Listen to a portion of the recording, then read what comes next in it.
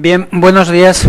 Ahora sí vamos a dar inicio a esta conferencia que va a impartir el doctor Michel Peraldi y que se titula Flujos migratorios entre Magreb y Europa, nuevos paradigmas de la migración. En primer lugar, quiero agradecer al doctor Michel Peraldi su presencia aquí. Michel ya nos visitó en una ocasión hace 4 años, entonces conoce esta frontera, la medida en que su perspicacia como investigador le permitió averiguar qué es lo que pasa. Quiero agradecer también al CEMCA, que es el Centro de Estudios de México y Centroamérica, que fue quien organizó una serie de un seminario en el centro de México, y aprovechamos esta visita este seminario organizado por el CEMCA para poder contar con la presencia del doctor Peraldi. Y también les agradezco evidentemente a todos ustedes por su interés y por estar aquí con nosotros. Voy a leer brevemente algunos pasajes del currículum del doctor Peraldi y después diré brevemente cómo vamos a desarrollar la conferencia. Michel Peraldi es antropólogo, es director de investigación en el CNRS, que es el Centro Nacional de Investigación Científica francés.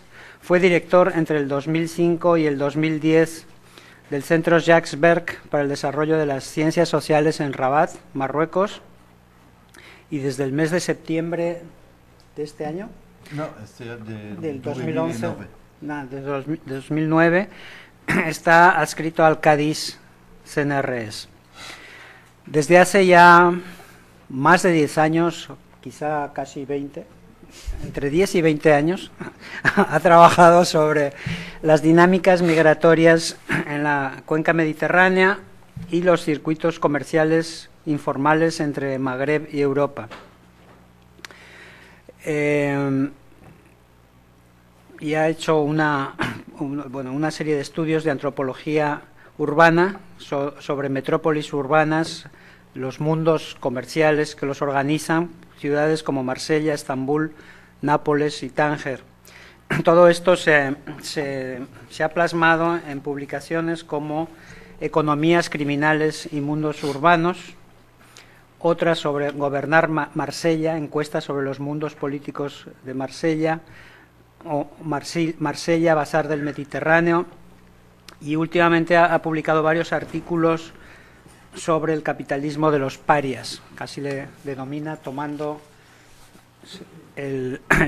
la frase o el concepto de Max Weber, según me explicó recientemente. Bueno, dado que el doctor Peraldi prefiere hablar en francés, contamos aquí con un excelente equipo de traductoras, que son la doctora Olga Borgers, Irina Georgiev. Entonces, él va a hablar despacio, espero, ¿no? Y Olga y Irina van a traducir. Una vez concluida la participación del doctor Peraldi, podemos hacer una ronda de preguntas y de comentarios. Si se habla despacio, él entiende español, entonces no habría problema, y los que hablen italiano pues tampoco tienen ningún problema, sí, porque también sabe también ¿Hablas? Muy bien. Italiano. ¿Parla italiano? Parla italiano? Sì, allora facciamo una chiacchierata tutte e due, no? Più semplice qui. Bueno, Michel, pues esto sería todo como presentación. Les agradezco nuevamente su presencia y a Michel también, y estamos atentos a su conferencia. Gracias. Mon español va jusqu'à gracias.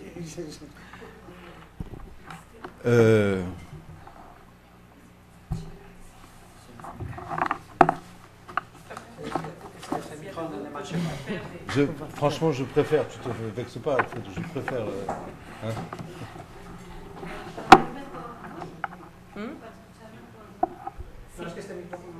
Agarrarle el brazo. Juste un petit mot. Vas-y. Como ustedes saben, no soy traductora, espero realmente traducir fielmente lo que diga Michel y no estar haciendo una segunda conferencia. Michel, parle très doucement, s'il te plaît. Muy lentamente. Sí, gracias. Ok. Bueno, haré lo que se pueda. Los que también saben francés que están en la sala me corrigen si voy mal. Mais certains quand même comprennent le français, je crois savoir. Oui. Si. Bien. Alors je vais parler très lentement. Gracias, va a hablar muy lentamente. Et merci d'abord de m'avoir invité et sérieusement, toutes mes excuses pour pas parler espagnol parce que ça me rend très honteux. Mais bon, voilà, mon espagnol n'est pas suffisant pour faire une conférence parmi vous.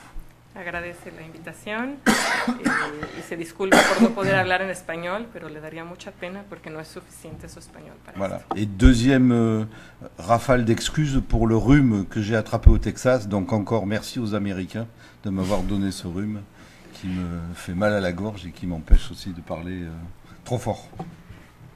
Otra disculpa porque por su gripa no va a poder hablar muy fuerte. Es una gripa que contrajo en Texas, entonces le agradece a los Au Texas, americanos. hein? Ouais, c'est une Sí, grippe sí. américaine. Hein, je Una précise. gripa. Voilà. Perdón. Un agradecimiento entonces a los americanos por la gripa tejana. Voilà. Alors, pour commencer dans le vif du sujet, donc je vais vous parler des transformations, des dynamiques et des circulations migratoires au Maghreb aujourd'hui, et de la complexification de l'espace migratoire maghrébin tel qu'on peut le voir et tel qu'on peut l'analyser aujourd'hui. Bueno, para entrar en el centro del tema de hoy, va a hablar de la transformación de las dinámicas y de las movilidades en Magreb y de las transformaciones De l'espace migratoire. del espacio migratorio. C'est un concept de géographe bon, qu'on peut changer, mais Sí, voilà. el espacio migratorio como un concepto de geografía se podría cambiar, pero Alors, bueno. pour le dire d'un seul mot, et puis on reviendra dessus et on essaiera d'expliquer ce que ça veut dire, je pense qu'on est passé aujourd'hui d'un espace migratoire dominé par des dynamiques de type colonial à un espace transnational. Voilà. Para decirlo de manera breve, y más adelante lo va a desarrollar, él propone que estamos pasando de un espacio migratorio de tipo colonial a uno de tipo transnacional. Voilà. Pour le dire simplement, le Maghreb aujourd'hui, alors je vous montre sur la carte ce que nous appelons Maghreb au sens géographique. C'est donc, si j'appuie ici, non. Va a mostrar sobre el mapa lo que llamamos el Magreb en Donc, términos c'est- geográficos. C'est ce pays qui s'appelle l'Algérie, Es la Algeria, Le Maroc Argelia, aussi. perdón, Marruecos, le tout petit pays ici qui est la Tunisie, el muy pequeño país que está ahí, que es Túnez, la Libye, même si Libye. ça pose des problèmes de le penser comme Maghreb, et la incluso Mauritanie qui est ici. Libia, aunque puede ser un poco problemático pensarlo en términos de Magreb, Voilà. y La Mauritania. Mauritanie donc qui est ici, avec ici un espace qui est un espace politique complexe qui s'appelle le Sahara occidental, Con, revendiqué par le Maroc, mais qui est un espace qui revendique son indépendance. Enfin, c'est un espace politique un peu compliqué. Voilà. con este espacio que políticamente es complicado, que es el Sahara Occidental, Sahara occidental, oui. que es reivindicado por Marruecos, Ouais. Revendiqué et occupé par le Maroc. bueno, reivindicado y ocupado por Marruecos. Voilà. Donc voilà, c'est en gros tout ce qu'on appelle Maghreb, c'est toute cette zone-là qui forme, si on le dit d'un point de vue géographique, qui forme ce que moi j'appelle la petite Méditerranée. Esto de esta zona entonces a la que se refiere como Magreb y que desde un punto de vista geográfico es lo que podríamos llamar el pequeño Mediterráneo. Petite Méditerranée parce que en gros elle s'arrête ici, elle s'arrête au pied de l'Italie. La Sicile et l'Italie forment une sorte de barrière ici, avec donc un face-à-face avec l'Europe qui est assez ancien. Y el pequeño Mediterráneo que se estaría deteniendo abajo de Sicilia, que forma como una especie de barrera natural, de manera que es esta parte que está viendo hacia Europa, a la que él va a llamar el pequeño Mediterráneo. Ça va comme ça, c'est bon? Je pense.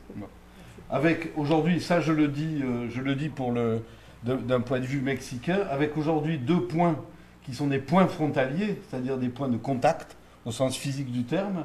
Le premier, c'est donc le tout petit détroit entre Tanger et Tarifa, qui est un tout petit chenal qui fait 14 km de large, c'est tout petit.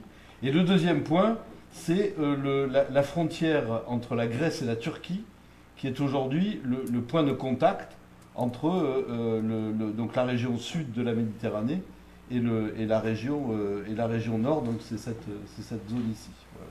Donc il y a 2 points de contact, 2 frontières, si on le dit comme à Tijuana, 2 points frontaliers, ici le détroit, et ici donc la frontière gréco-turque, qui est un autre point de contact, avec un système de murs exactement équivalent à ce que vous connaissez sur Tijuana.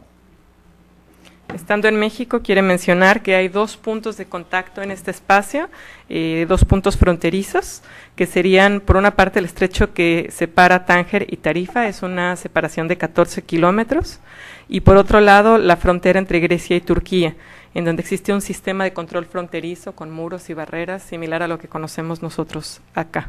Voilà. Il y a une situation anthropologiquement très intéressante dont il faut un peu parler. Ici, au nord du Maroc, juste à côté de Tanger, il y a 2 présides espagnols qui s'appellent Ceuta et Melilla, qui sont encore aujourd'hui des villes espagnoles, mais qui sont installées en territoire marocain. Et autour desquels aujourd'hui se sont disposés des systèmes frontaliers exactement équivalents à ce qu'on voit sur Tijuana, c'est-à-dire des murs, des barbelés et une protection de la Guardia Civile qui vaut largement les gatekeepers américains. Donc ce sont 2 petites villes, la carte est trop petite pour les voir, et ce sont 2 petites villes qui sont là sous le point rouge que je montre ici, Ceuta et Melilla.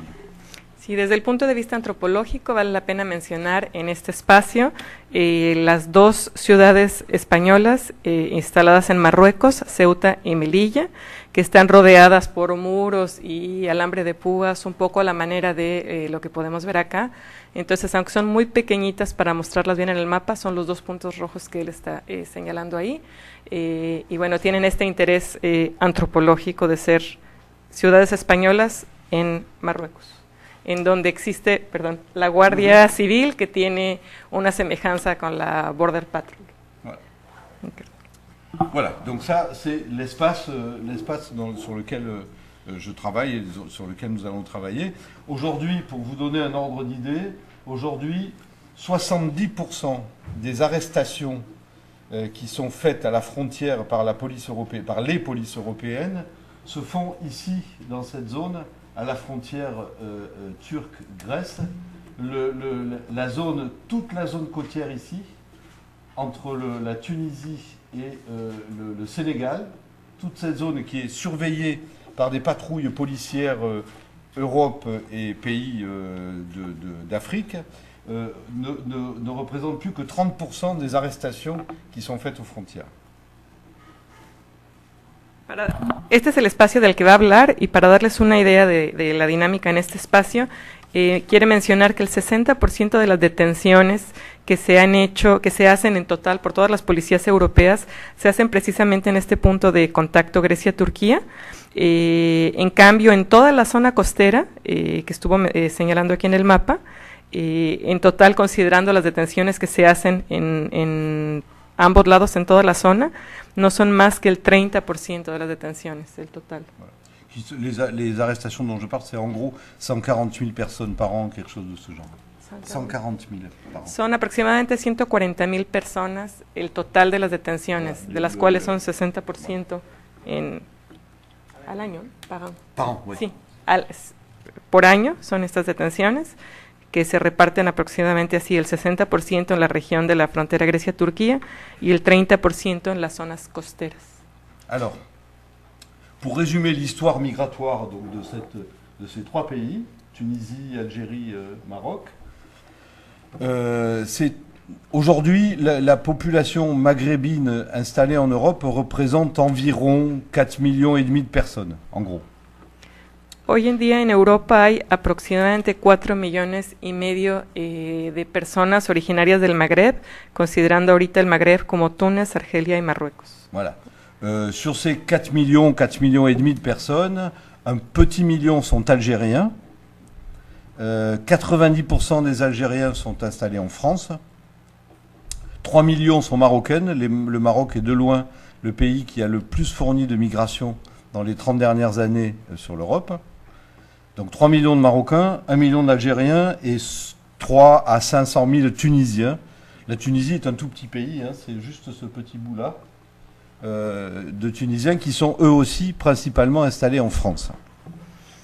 De estos marroquíes, de esta población, magrebí que está mencionando, aproximadamente 1 millón son argelinos.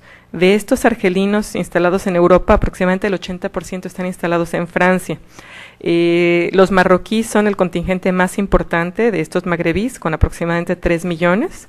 El resto son provenientes de Túnez, que es un país muy pequeñito, y los tunecinos también son principalmente establecidos, principalmente en Francia. Voilà. Donc, si on regarde les choses sous cet angle, avec ces chiffres-là, on pourrait conclure que l'Europe, et très particulièrement certains pays d'Europe, sont la destination privilégiée de ces migrations maghrébines et qui sont donc dans un rapport colonial avec ces pays, puisque la France a été, jusqu'aux années 60, le pays colonisateur de l'Algérie, du Maroc et de la Tunisie. Si vemos la distribución de estos migrantes magrebíes, podemos ver que Europa y principalmente algunos países europeos son sus principales lugares de destino, lo cual está reflejando un pasado colonial, una lógica colonial, puesto que son estos países, menciono especialmente el caso de Francia, que fueron los colonizadores de estas regiones, de estos países, los que concentran los principales grupos de migrantes originarios de la región.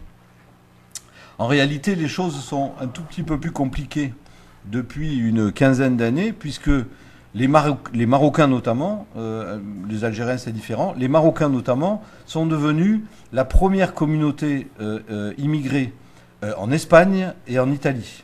Dans les 10 dernières années, donc les Marocains ont pris quasiment, alors en termes de communauté nationale, puisque en Espagne aujourd'hui, les premiers, si on rassemble l'ensemble des gens qui viennent d'Amérique latine, ils constituent la majorité. Mais si on prend pays par pays, c'est le Maroc qui forme la première communauté migrante en Espagne et en Italie. Este panorama que acaba de mencionar se complica un poco en los últimos 15 años. Hay un cambio porque Marruecos pasa a ser la primer comunidad nacional migrante tanto en España como en Italia. Aquí insisten que depende cómo se cuenten las comunidades. Si se agrupa a todos los latinoamericanos que están en España, el contingente es mayor, pero si se separa por país de origen, Marruecos sería el que ocuparía el primer lugar. Deuxième élément de diversification, de changement, il y a une migration féminine marocaine très importante dans les pays du Golfe. Alors les pays du Golfe, c'est essentiellement cette région-là, donc les Émirats, l'Arabie Saoudite, les Émirats, Dubaï, Qatar, etc. On ne voit pas très bien sur la carte ce que je suis en train de montrer. Voilà, c'est là, c'est ici. C'est cette région ici. Voilà. L'Arabie Saoudite, les Émirats qui sont ici, voilà. Et qui absorbent aujourd'hui une importante migration féminine marocaine, impossible à mesurer. J'expliquerai pourquoi elle est imposible à mesurer. Otro elemento que hace más compleja este panorama tiene que ver con la migración femenina marroquí que va hacia los países del Golfo, especialmente a los que mencionó, los Emiratos Árabes, Arabia Saudita. C'est à peu près tout. Principalmente. En este caso hay una particularidad importante, además de que es migración femenina, y tiene que ver con que es muy difícil de calcular su magnitud. Nos va a decir por qué es tan difícil saber cuántas mujeres marroquíes migran a estas regiones. Voilà, donc ça c'est le premier niveau de complexification et de diversification, c'est l'ouverture de nouvelles routes migratoires du point de vue du Maghreb, qui signifie aussi un changement, je ne sais pas si tu arriveras à traduire le mot, sinon je changerai, un changement d'affectation économique de ces migrations à l'intérieur des pays dans lesquels ils arrivent. Entonces, un primer nivel de complejización del panorama es justamente la apertura de nuevas redes, de nuevas rutas, lo que va a ser un cambio de afectación económica. Oui, oui, ou je ne sais pas comment on peut dire, d'arrivée économique, enfin j'en sais rien, d'intégration économique. Otras formas de relaciones económicas, de integración económica, derivadas justamente de estas nuevas rutas. L'autre niveau de complexification de cet espace migratoire, c'est que les pays du Maghreb, alors pour le coup, les 5 pays du Maghreb, donc la Libye, l'Algérie, la Tunisie, le Maroc et la Mauritanie, sont devenus eux-mêmes récepteurs de nouvelles migrations à l'échelle africaine. Este fue el primer nivel de complejización, entonces fue los destinos de los migrantes del Magreb. El segundo nivel de complejización es que los 5 países de Magreb que mencionó inicialmente también están convirtiéndose en receptores de migrantes provenientes de África. Alors, pour comprendre cette migration à l'intérieur même du continent africain, il faut faire un petit retour, background ou backstage des dynamiques migratoires à l'échelle de l'Afrique, en disant 2 choses. Première chose, je dis tout ou je m'arrête? Je dis tout? La première. Vas-y. La première chose, c'est que toutes les politiques migratoires européennes fonctionnent sur une fiction, un mythe, une légende, qui serait la pression migratoire qu'exerce l'Afrique sur l'Europe. Et donc, toutes les migrations africaines de ce bord de Méditerranée sont pensées comme exerçant une pression sur l'Europe. Je dirai pourquoi je pense que c'est un mythe et une légende. Para comprender la dinámica de las nuevas, de estas complejizaciones que mencionaba de la migración africana, es importante tratar de hacerse un poco hacia atrás y pensar primero las dinámicas migratorias dentro de África. Y para entender la dinámica migratoria dentro de África, hay 2 aspectos que considera que son muy importantes de tomar en cuenta. El primero tiene que ver con que las políticas migratorias europeas parten del mito o de la ficción de que el continente africano ejerce una presión hacia Europa, es decir, que esta migración está ejerciendo una presión y que es en realidad una ficción o que es un mito. Deuxième élément de compréhension, c'est les recompositions économico-politiques des mouvements migratoires anciens à l'échelle du continent africain. Alors je vais en dire 2 mots rapidement, mais voilà, tu le... El segundo elemento que es importante de tomar en cuenta es al interior de África la recomposición que se ha dado tanto en términos económicos como políticos. Bon, alors, de ce point de vue-là, 2 choses simples. Il y a une migration africaine, centrafricaine, vers l'Europe, qui s'est développée comme la migration maghrébine dans les années 60, mais qui est une petite migration, qui est une migration minoritaire. Hay una pequeña migración centroafricana que va hacia Europa, que es histórica, que siempre ha existido, pero que es muy pequeña, que en términos numéricos es muy pequeñita. Et donc, qui est une migration qui est partie des pays francophones africains. Donc, ces pays francophones, c'est le Sénégal. Je ne les vois pas bien d'ici, donc je montre le Sénégal, le Mali, le Niger, le Gabon, le Cameroun, etc. Donc, c'est toute cette zone centrale de l'Afrique, qui est l'Afrique qui a été colonisée par les Français, et donc qui a produit une migration vers la France dans les années 60-70. La migración de la que está hablando es proveniente principalmente de lo que fueron las colonias francesas, Camerún, Gabón, Níger, Mali, Senegal. Es una migración pequeñita y se desarrolló principalmente en los años 60 y los años 70. Voilà.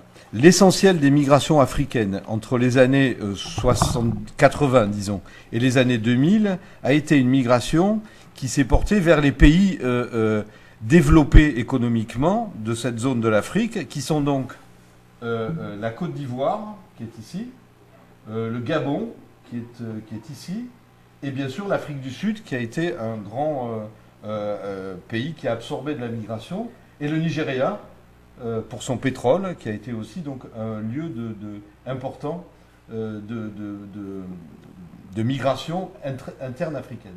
Donc, si je résume encore une fois ce que j'ai dit, disons 10% de la migration africaine qui est partie sur l'Europe et 90% qui s'est localisée jusqu'aux années 2000. La Côte d'Ivoire comptait jusqu'à 40% de travailleurs migrants à l'époque de son développement économique. Donc une très importante migration interne à l'Afrique. Hay que destacar la importancia de la migración interna en África, es decir, dentro de África, que particularmente menciona que entre los años 80 y el año 2000 iba hacia países desarrollados dentro de África. Entonces, algunos de los países que estaban recibiendo migración africana eran Nigeria, por el petróleo, África del Sur, pero también Gabón y Costa de Marfil.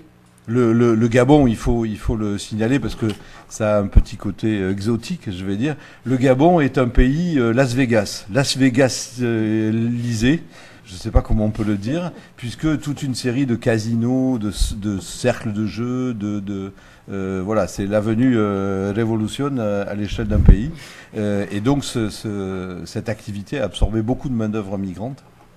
El caso de Gabón, para entender por qué hay una inmigración hacia Gabón, conviene describir Gabón un poco como Las Vegas o como la Avenida Revolución, pero a nivel de todo un país, por la gran cantidad de casinos que están establecidos en la zona y que esta actividad importante pues atrae mucha mano de obra inmigrante. Voilà. À partir des années 2000, on observe toute une série de bouleversements ou de conflits politiques à l'intérieur de ces pays qui vont complètement changer précisément l'orientation des routes migratoires vers ces pays. L'exemple majeur étant la guerre civile en Côte d'Ivoire, je pense que vous en avez entendu parler. Donc une guerre civile assez longue, importante et très coûteuse et en vie humaine et en désastre économique, qui a plongé le pays dans une sorte de désastre complet. Même chose au Nigeria, non pas qu'il y ait eu une guerre civile, mais il y a une sorte de guerre civile et de violence chronique au Nigeria qui crée une situation particulièrement conflictuelle et complexe pour les migrants notamment. A partir del año 2000 hay transformaciones muy importantes, cambios muy fuertes, muy drásticos en las rutas migratorias dentro de África, que están derivadas principalmente de los conflictos políticos que reorientan las rutas. Menciono en primer lugar la guerra civil en Costa de Marfil, de la cual seguramente escuchamos también acá, que tuvo un efecto importante de reorientación de rutas migratorias, pero también, aunque no es en un sentido estricto una guerra civil, el caso de Nigeria, debido a la violencia crónica, tiene también un efecto importante en la reorientación de rutas migratorias. Voilà. Donc, à partir des années 2000, on voit arriver sur donc, les pays du Maghreb, on voit arriver une série de mouvements migratoires qui s'installent donc en Libye.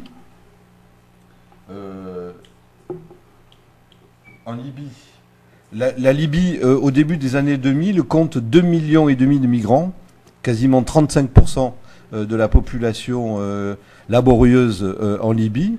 Migrants qui sont principalement issus de l'Afrique francophone et donc embauchés dans toute l'économie liée au pétrole, puisque la Libye est un grand producteur de pétrole sur le coin. Tu as dit quel pourcentage ? 2,5 millions, ça fait 35% en gros 35%. de la force comment on dit, la force laborative, non ? Comment vous dites ? J'oublie les mots. La force de travail, pardon. Muy bien. Bueno, por todas estas recomposiciones que he estado mencionando, comienzan a llegar a Magreb nuevos movimientos migratorios que se instalan en los 5 países del Magreb que mencionó. En particular menciona el caso de Libia, con 2.5 millones de inmigrantes que representan aproximadamente el 35% de la fuerza laboral, particularmente presentes en lo que tiene que ver con el petróleo, con la producción petrolera. Alors, si on fait aussi un peu de géographie ou d'histoire, les nouvelles migrations africaines, donc d'Afrique centrale, suivent un itinéraire qui passe principalement par le Niger, qui est ce pays ici, qui est aujourd'hui en guerre, puisqu'il y a eu une guerre au Mali, et où un peuple qui s'appelle les Touaregs joue un rôle tout à fait stratégique, je peux en dire 2 mots.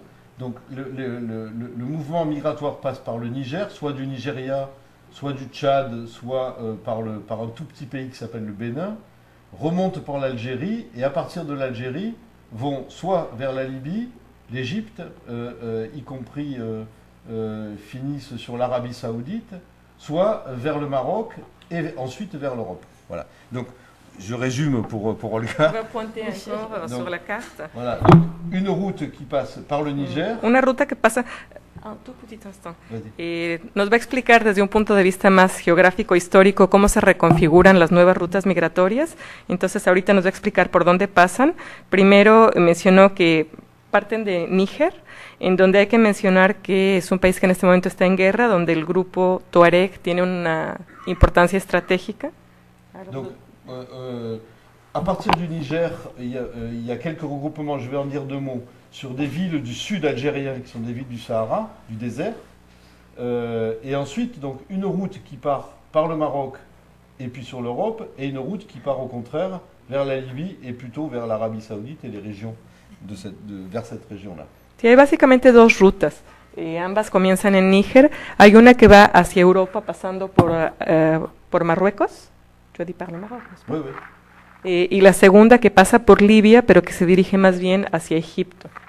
Y menciona como la importancia estratégica de las ciudades que están en el desierto en esta región fronteriza en Libia. Il y a deux villes ici, une qui s'appelle Janet et une qui s'appelle Tamanrasset, qui ont connu un développement urbain sans précédent, juste là. Quasiment 70% d'accroissement, uniquement lié à la présence de migrants africains qui transitaient vers ces régions. Sí, son justamente estas dos ciudades, que ya les dije cómo se llaman. Janet y Tamanrasset. Que han tenido un crecimiento muy acelerado, más del 70% de crecimiento, derivado precisamente de la importancia de los flujos migratorios que pasan por ahí. Son dos ciudades que están en el desierto. Voilà. Les Touaregs jouant le rôle de ce que vous appelez ici les coyotes, c'est-à-dire de passeurs, non pas de la frontière, mais de passeurs à travers. Il faut signaler d'un point de vue géographique que tout cet espace ici, quasiment entre la mer Rouge et l'Atlantique, est un espace désertique, c'est le Sahara, et que donc le franchissement là du Sahara est un problème largement aussi complexe que le franchissement du petit désert ici. Sí. Aquí en estas rutas migratorias, el grupo de los Tuareg tienen una importancia estratégica porque cumplen un poco la función, el equivalente a los coyotes, con la diferencia de que aquí los Tuareg lo que van la guía que van a ofrecer no tiene que ver tanto con cruzar fronteras, sino con cruzar el desierto. Entonces hay que tomar en cuenta que en toda esta zona, desde el Mar Rojo, una buena parte del territorio que van a estar atravesando los migrantes son zonas desérticas, por lo cual la importancia de los Tuareg es fundamental.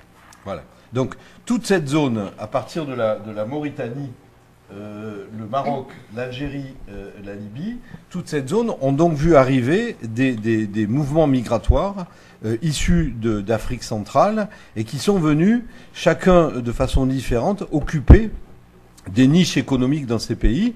Je fais une virgule, parce que la virgule est très importante, même si la plupart de ceux qui venaient dans ces pays déclaraient vouloir aller en Europe travailler. Ça va? Okay, sí.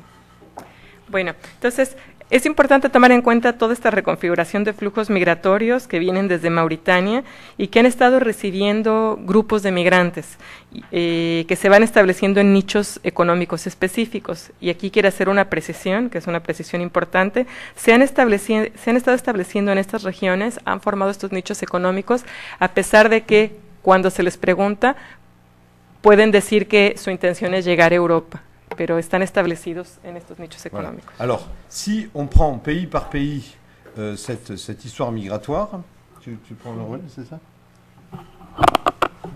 Réveille-toi, je m'excuse de réveiller. Bon, alors, premier pays donc, qui a été concerné par ces migrations, c'est la Mauritanie. Mauritania fue el primer país concernido por estas reconfiguraciones migratorias. ¿Me oyen? Alors, là, en Mauritanie, les choses sont très simples. On a vu arriver des entrepreneurs du Sénégal et du Nigeria. En Mauritania empezaron a llegar emprendedores de Senegal y de Nigeria, qui sont arrivés et qui ont occupé un certain nombre de niches économiques qui étaient désertées par les Mauritaniens. Que llegaron a ocupar nichos económicos que habían sido abandonados por nigerianos. Deux niches économiques principales, qui est l'industrie du poisson séché. Je vais être obligé de faire un point économique là-dessus, mais il faut en parler. Le poisson séché et ce qu'on appelle l'industrie liée au découpage des pétroliers et des bateaux, des cadavres de bateaux qui viennent s'échouer là. On a le même phénomène en Inde et au Pakistan. Ok, dos industrias fueron particularmente tocadas por esas reconfiguraciones. Una que es la de la industria del pescado seco, ahumado. No sé si es ahumado o no, pero seco. Seco. Y la de la transformación de los cadáveres, de los restos de los barcos que venían a terminar ahí. Voilà. L'industrie du poisson séché, c'est pas du tout anecdotique ou folklorique. La quasi-totalité de l'Afrique, donc du continent africain, se nourrit de poissons séchés. C'est quasiment la première nourriture d'Afrique. Cette industrie était jusqu'à présent installée au Sénégal et la Mauritanie est aujourd'hui le premier producteur d'Afrique en matière de poissons séchés. La cuestión del pescado seco no es anecdótica, en realidad porque la mayoría del continente se alimenta con ese producto y la industria la industria en Mauritania se volvió muy importante, cobró muchísima importancia porque realmente es un alimento fundamental para todo el continente. Voilà. Et l'industrie donc des pétroliers, donc du fer lié à la récupération des vieux pétroliers, alimente en quasi-totalité l'industrie du fer italienne, puisque c'est une filière qui part de Mauritanie et qui finit en Italie en termes de filière économique. La industria del hierro y de todos los desechos de metal que se recuperan de esos barcos también es muy importante porque es un circuito que llega hasta Italia y que vino a alimentar de forma muy consecuente ese circuito, ¿no? Voilà, donc deux industries qui sont liées à des entrepreneurs sénégalais, nigérians qui sont venus s'installer musulmans en Mauritanie et une main-d'œuvre qui, elle aussi, est camerounaise, donc qui vient du Cameroun, qui vient du Mali, qui vient du Sénégal, qui est la main-d'œuvre principale de cette industrie. Entonces hay manos de obras principales en estas industrias que son senegaleses y nigerianos que llegaron a Mauritania y de Camerún. Alors le Cameroun est ici, voilà, cette zone ici. Le Cameroun, Mali. Mali a été un des pays les plus pauvres du monde pendant quasiment une vingtaine d'années. Mali fue uno de los países más pobres del mundo durante casi 20 años. Voilà. Donc la main-d'œuvre vient du Mali, qui est frontalier avec la Mauritanie, du Cameroun, voilà, principalement. Et du Sénégal aussi, bien sûr. La mano de obra entonces que llega a Mauritania es principalmente de Camerún, de Mali y de Sénégal. Question socio-économique, pourquoi les Mauritaniens acceptent que des entrepreneurs sénégalais ou nigérians viennent s'installer et développer une industrie en Mauritanie? C'est une question. Hay una cuestión socioeconómica bastante importante, es por qué los emprendedores en Mauritania aceptan que se vengan a instalar esos nuevos emprendedores sobre sus territorios. Tout simplement parce que ce sont des Mauritaniens qui ont financé et capitalisé ces entreprises et qui en sont aujourd'hui en quelque sorte les patrons, non pas au sens entrepreneur du terme, organisateur, mais patrons au sens financier et capitaliste du terme. En realidad aceptaron eso porque ellos terminaron siendo los patrones, si bien no son los patrones a nivel emprendedor y jerárquico del tema, son los patrones financieros, económicos de esas industrias que montaron los emprendedores migrantes. Comme dans beaucoup de pays musulmans, les étrangers n'ont pas le droit de créer d'entreprise. Como en muchos países musulmanes, los extranjeros no están autorizados a crear empresas. Donc les étrangers qui créent des entreprises le créent en association, associés avec des patrons qui sont des patrons du pays dans lequel ils créent ces entreprises. Entonces esos emprendedores migrantes se tienen que asociar para tener autorización de montar esas empresas con emprendedores locales, ¿no? Voilà, c'est le cas de la Mauritanie, c'est le cas de l'Arabie Saoudite, c'est le cas même de la Turquie. En Turquie aujourd'hui, les étrangers ne peuvent pas créer d'entreprise, mais le créent en association avec des Turcs.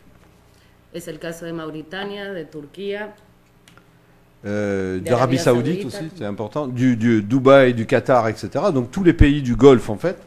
de Dubái y de todos los países del Golfo, ¿no? Tous les pays de cette région sont des pays dans lesquels tous les étrangers qui créent des entreprises, et la plupart des entreprises sont créées par des étrangers, le font avec l'association d'un patron de la région en question. Entonces la mayoría de las empresas que se empiezan a crear en esos países se crean a raíz de la actividad de esos emprendedores migrantes, pero que tienen siempre esa obligación de asociación con un emprendedor local. Voilà. Deuxième exemple, c'est un exemple totalement différent, mais qui est un exemple aussi intéressant, l'exemple de l'Algérie. El ejemplo de Argelia también es interesante.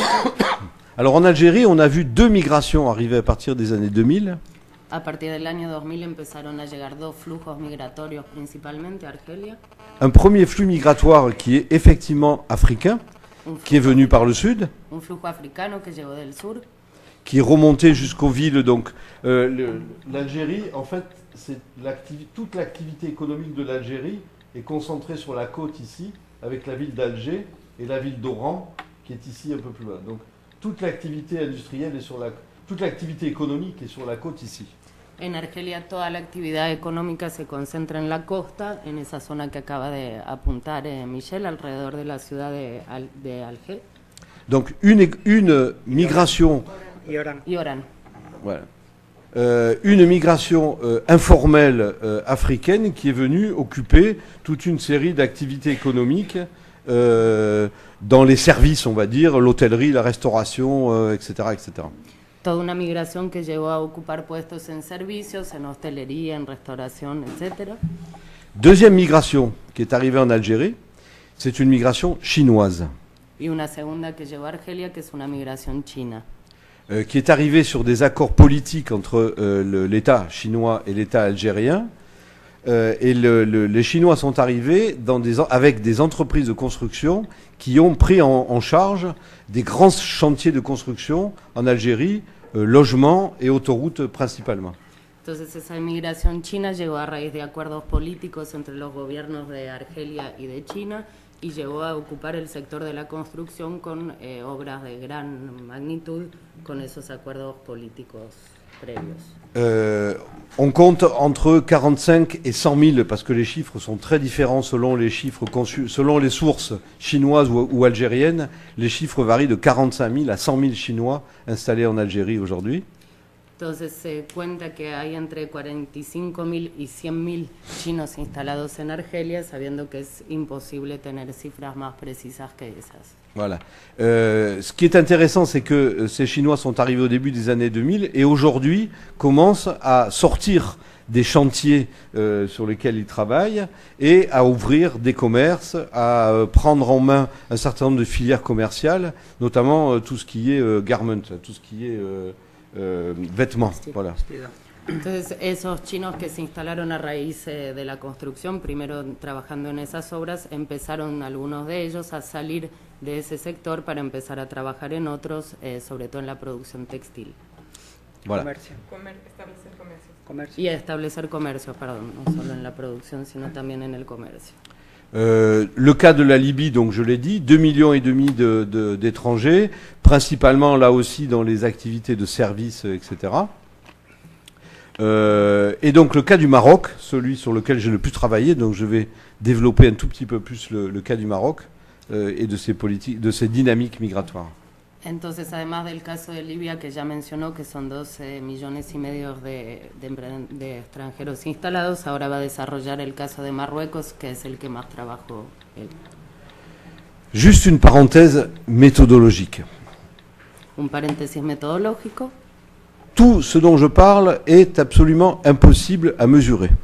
Todo lo que está mencionando es absolutamente imposible de medir precisamente. Ce qui n'empêche pas les chercheurs de donner des chiffres.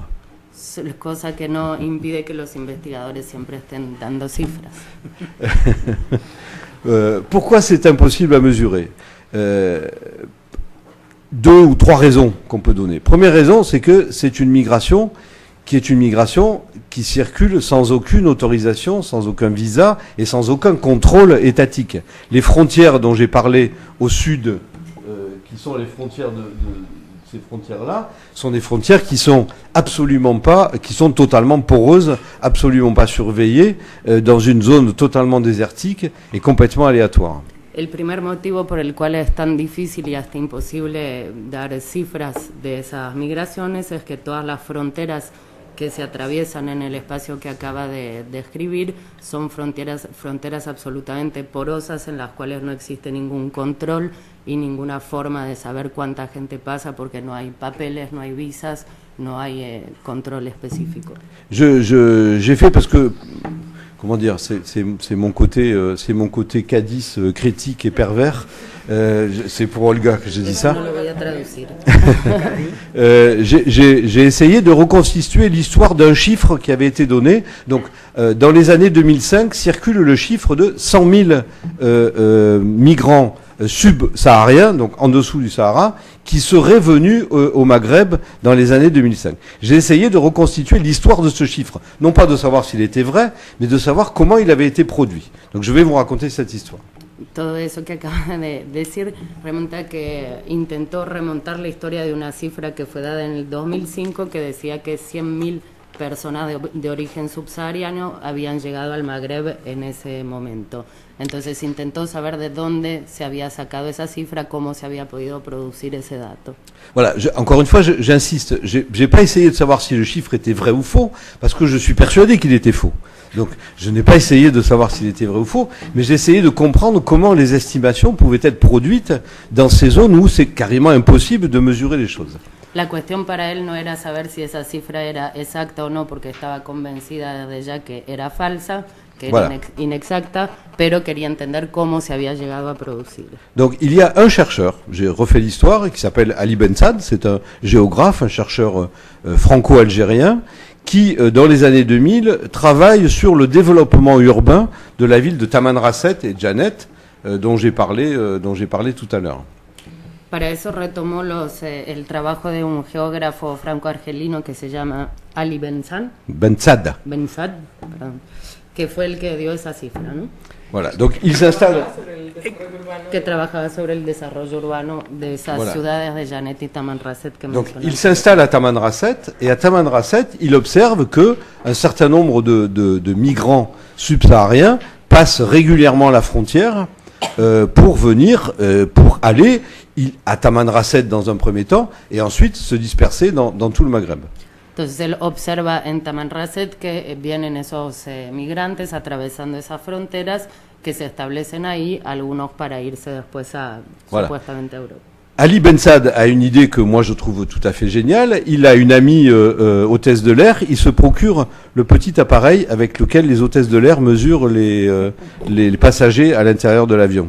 Ali Bensad tiene entonces una idea genial que es conseguir con una amiga azafata esa maquinita que tienen las azafatas para contar las personas que entran a los aviones y decide usar ese mismo sistema para contar a los migrantes. Il s'installe à la frontière une journée et pendant toute la journée, il compte les migrants, donc sans savoir de quelle origine ils sont, simplement sur le fait qu'ils sont noirs et que généralement, quand un noir passe à Tamanrasset, il a des chances de venir d'Afrique. Donc il compte toute la journée les noirs qui passent la frontière au Niger. Entonces establece ahí un día en esa frontera y cuenta todas las personas que pasan esa frontera con el único hecho que tengan la piel oscura, negra, supone que vienen de África y que están viniendo a establecerse ahí para migrar. Voilà. Sur cette base, il écrit un article dans une revue française qui s'appelle Le Monde Diplomatique. Escribe entonces un artículo en una revista muy seria francesa que se llama Le Monde Diplomatique. Muy seria, no, muy política, sí, ma muy seria. Muy política, perdón. Dice que muy seria, pretende ser muy seria, por lo menos.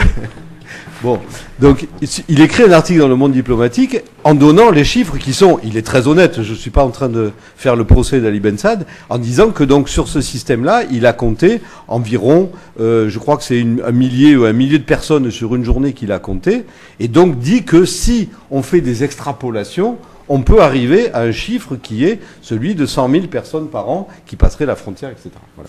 Fue relativamente honesto en su artículo y contó cómo había estado contando y que a partir de eso se podía hacer una estimación de cuántas de esas 100.000 personas que pasaban esa frontera en un año. Voilà. Le chiffre est repris par une institution politique qui s'appelle le Haut Commissariat aux réfugiés. Le Haut Commissariat aux réfugiés, que es ¿cómo se podría traducir? La alta En comisión. inglés.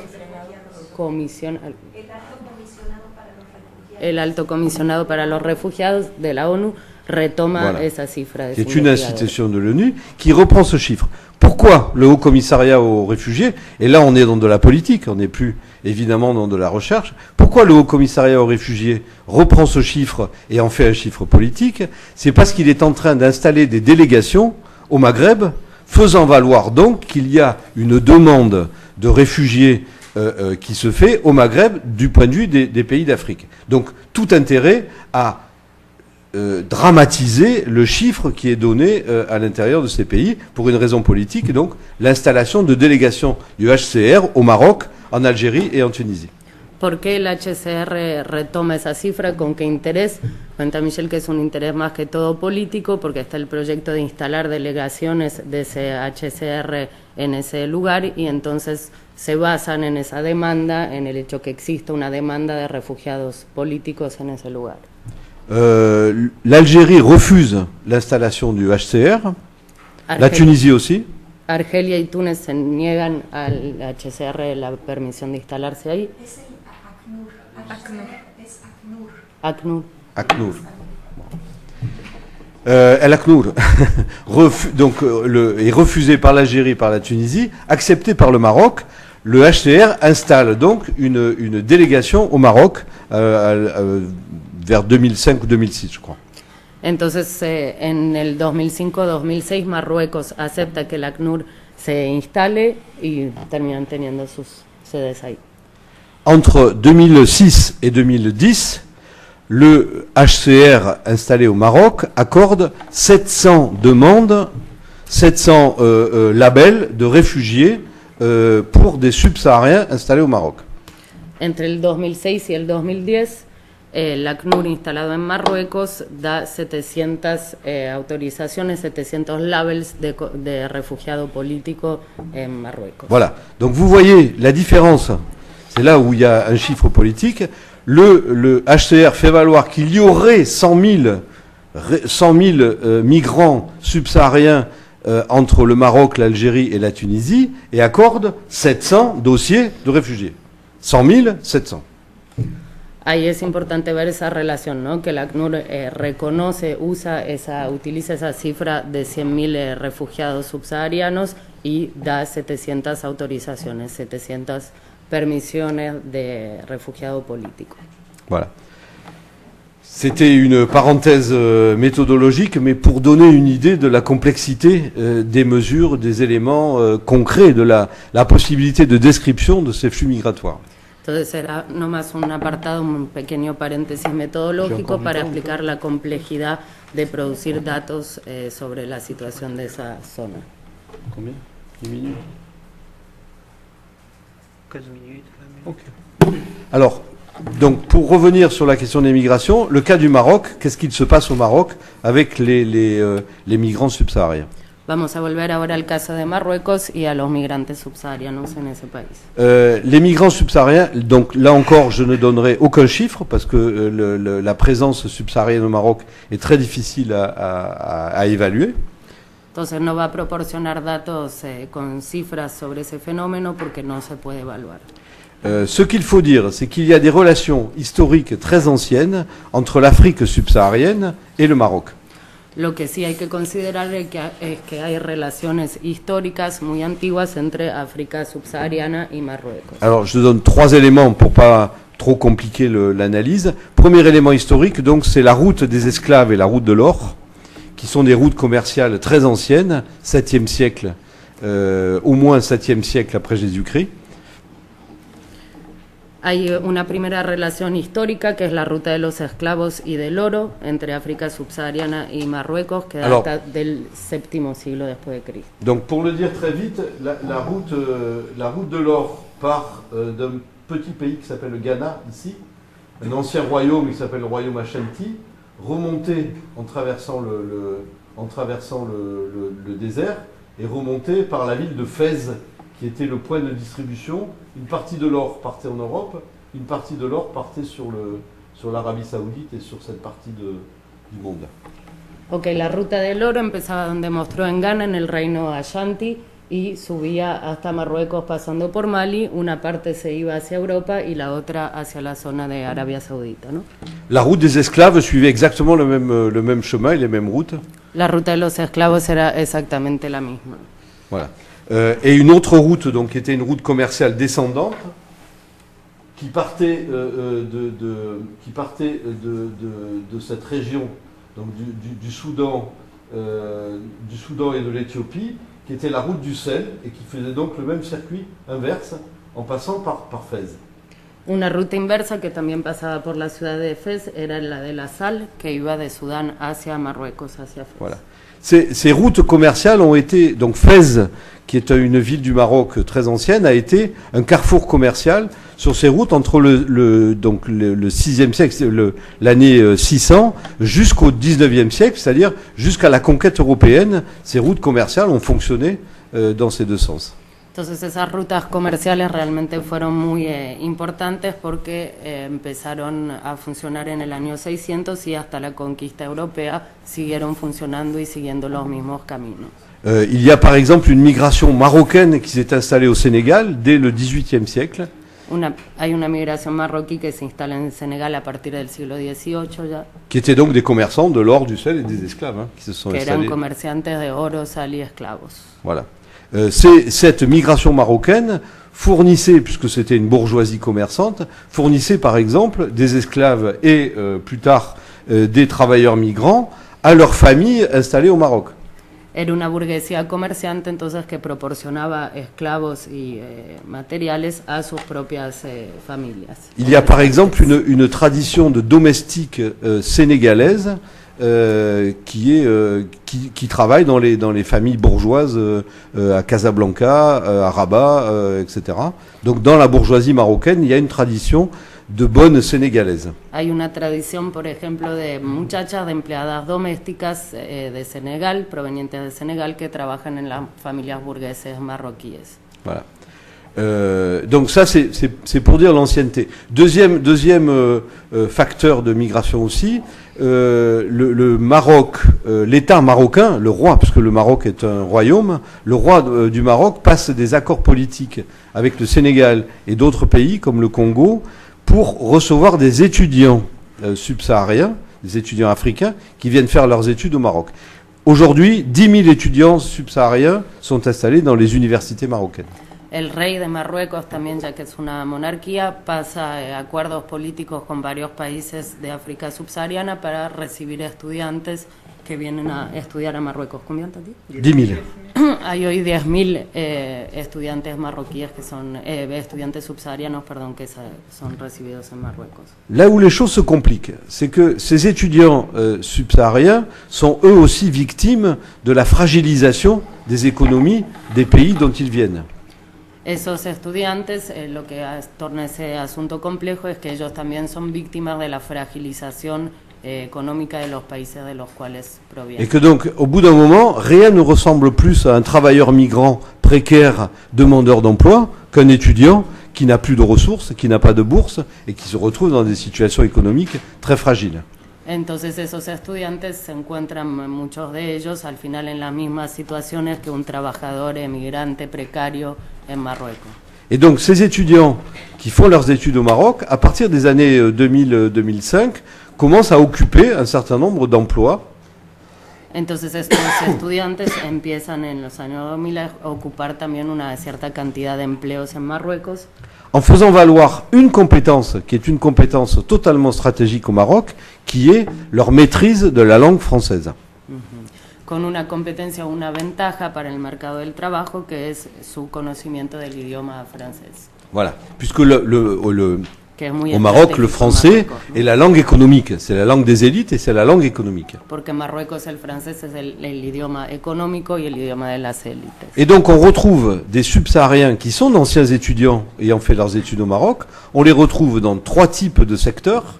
Premier secteur, c'est la presse francophone, les médias, qui se développent assez rapidement au Maroc dans les années 2000.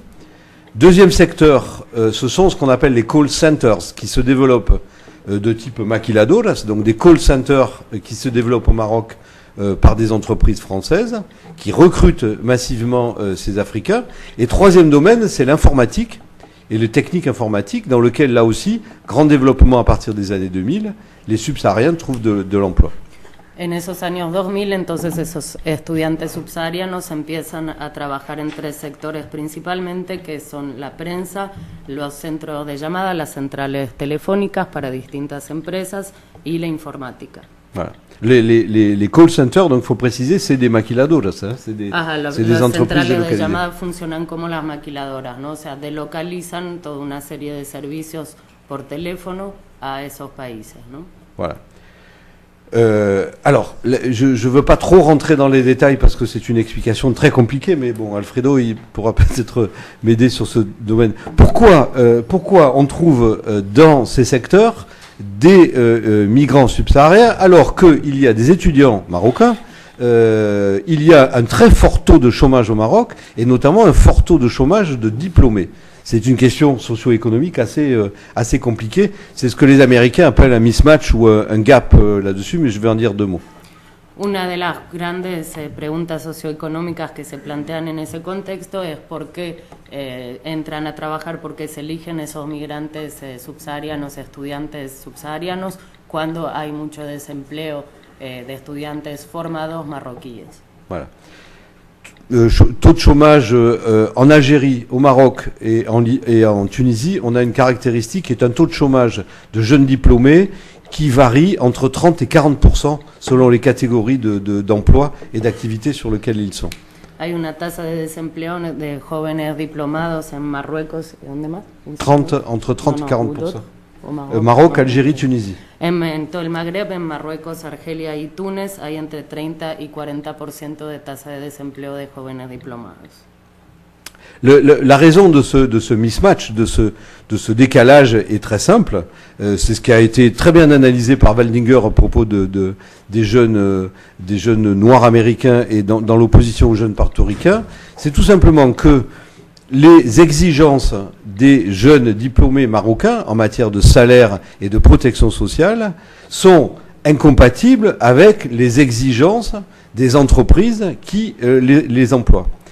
El motivo de ese mismatch, ¿no? De ese gap que se instala en esa cuestión, es que las exigencias de los jóvenes diplomados marroquíes superan lo que proponen esas empresas que emplean a los estudiantes subsaharianos. Et les entreprises ont d'autant plus pu se passer des jeunes diplômés marocains aux tarifs qui sont les tarifs syndicaux, qui sont les tarifs du travail au Maroc, que justement il y avait une main-d'œuvre subsaharienne qui était une main-d'œuvre diplômée, elle aussi, à équivalence de diplôme des jeunes marocains. Entonces encontraron esos sectores con la posibilidad de emplear a gente que tenía el mismo nivel de diploma, pero que tenía exigencias mucho menores a nivel de cobertura social, de salario, etc. Deuxième exemple, je finirai là-dessus, enfin en tout cas pour cette partie. Deuxième exemple, c'est le Maroc a développé toute une série de grands travaux de type de construction de logements, soit construction de villes nouvelles, soit construction de grands programmes touristiques. Le Maroc voulait arriver à 10 millions de touristes à l'horizon 2012. Marruecos se lanzó en toda una serie de grandes obras de construcción, sean estaciones así, balnearias, no, oui, touristique, balnéaire, oui. De estaciones balnearias o turísticas, de lugares turísticos, con la meta de alcanzar los 10 millones. 10 millions de touristes à l'horizon 2012. Los 10 millones de turistas para el 2012. Au moment où le Maroc fait ce plan de développement, il y a 4 millions de touristes par an au Maroc. Donc l'idée c'est de multiplier par 3 quasiment le nombre de touristes au Maroc. Cuando Marruecos empieza con ese plan hay 4 millones de turistas, entonces la idea es multiplicar la cifra por 3 para el 2012. Donc toute une série de grands travaux qui sont confiés à des grandes entreprises espagnoles, françaises et maroco-espagnoles et maroco-françaises. Ces grandes entreprises absorbent, confisquent toute la main-d'œuvre marocaine disponible dans le secteur du bâtiment et de la construction.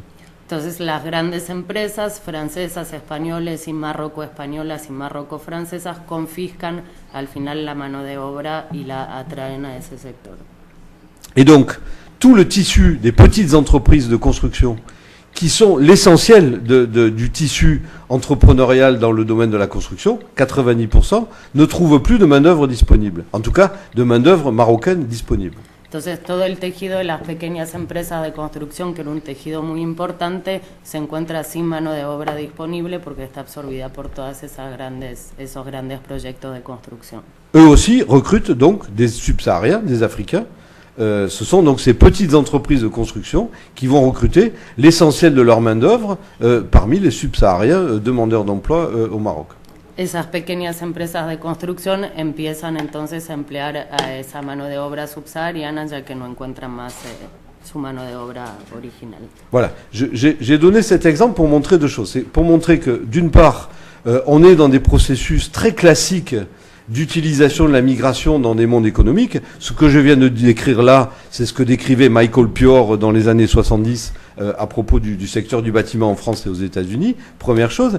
Et deuxièmement, qu'il n'a jamais été question que ces migrations subsahariennes soient des migrations de transit, c'est-à-dire qui partent vers l'Europe. Ce sont les pays qui sont les pays du Maghreb qui absorbent cette migration disponible sur leur territoire. Entonces, en parte nos encontramos con procesos que ya son conocidos, ¿no? Que ya fueron descritos en otros lugares y otras épocas, que es esa absorción de la mano de obra. Y Michael Pior. Que Michael Pior describió ya pour les États-Unis et la France. Para los Estados Unidos y Francia. Et la deuxième chose, donc je répète parce que je l'ai dit trop vite, oui. La deuxième chose, c'est que cette migration n'est pas une migration de transit, même si ils sont arrivés au Maghreb dans l'idée de transiter vers l'Europe. Mais en réalité, ils sont absorbés, en quelque sorte, ils sont arrêtés par les pays, ils sont arrêtés économiquement, pas politiquement, ils sont arrêtés par les pays qui les utilisent à l'intérieur de leur structure économique. Entonces no termina siendo una migración de tránsito, ¿no? Sino que son arrestados, no arrestados políticamente, sino detenidos económicamente por esos mercados que los absorben en el trayecto. Autre chiffre qui est un chiffre très intéressant dans les années 2000, quand la police espagnole arrête des pateras, les pateras c'est ces petites barques qui traversent entre le Maroc et l'Espagne, entre les années 2000 et les années 2008, chaque fois que la police espagnole arrête une pateras, il y a 7 Marocains et 3 subsahariennes dans la pateras. Cada vez que, otra cifra interesante es mencionar que entre el año 2000 y el 2008, cada vez que la policía española detiene alguna de estas pateras, estas embarcaciones que van hacia España, se encuentran siempre 7 marroquíes por cada 3 subsaharianos. Entonces, es principalmente un flujo. Pourquoi l'Europe, malgré ça, développe cette idée de transit et cette idée de pression migratoire exercée par l'Afrique? Il y a 2 raisons, qui sont des raisons politiques. ¿Por qué entonces Europa insiste en que hay esta presión de la migración de África? Oui.